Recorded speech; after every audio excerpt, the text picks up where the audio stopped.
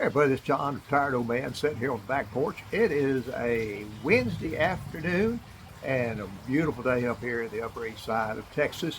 Just got through doing a little work out in the garden a while ago. Picked some turnip greens, brought those in along with some mustards. Probably have those tomorrow night for supper. And things are well and good here in the best part of the country, Upper East Side of Texas. Well, I came here today to talk, and I am uh, more and more convinced that the president, Mr. Trump, is not the same fellow we had there last time. Last time, it looked like he was pretty level-headed and had his head kind of screwed on straight. But I don't know what has happened here lately. And, I'm going to give him credit where they're good, but I'm also going to give credit where I think there's some fishy stuff going on. Today is Wednesday, and I think it's the 21st of April, somewhere along in there, about the 21st. The good thing about being retired, you don't have to keep up with the exact day, but that's what it is. It's Wednesday. I do know that. Got church tonight.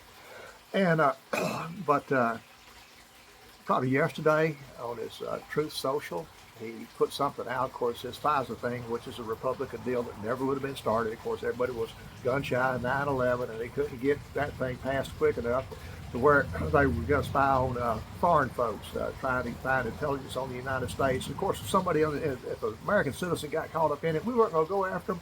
But if it did, well, that's kind of just a byproduct of trying to keep our country safe. So, never liked that to start with. And of course, Trump didn't like it the first term either because that's what got him in trouble.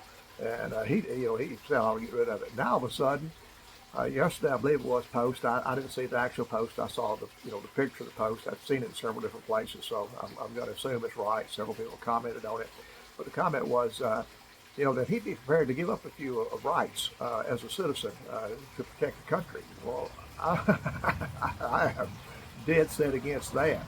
Uh, Absolutely dead set. I don't know which one it was. One of our framers or founders.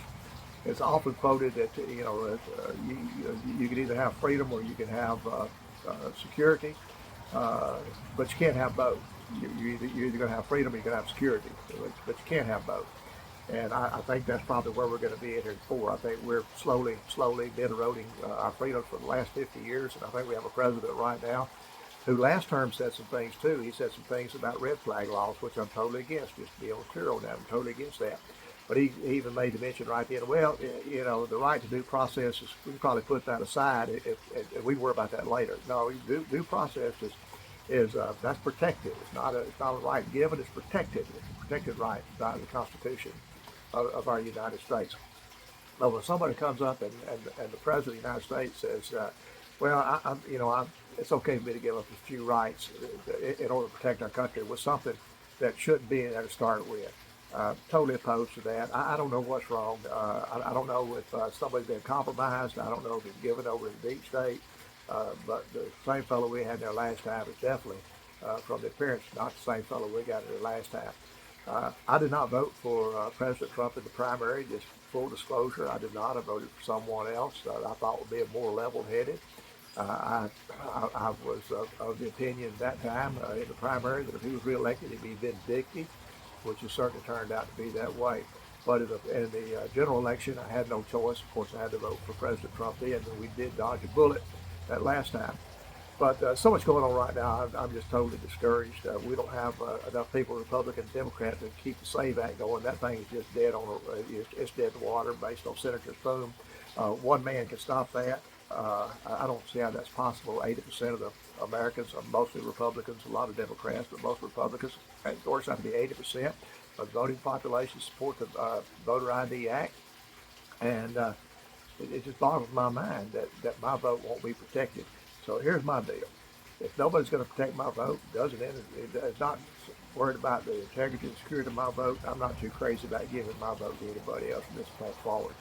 It's often been said that Nero fiddled while Rome burned. I'm about in the position of Nero right now.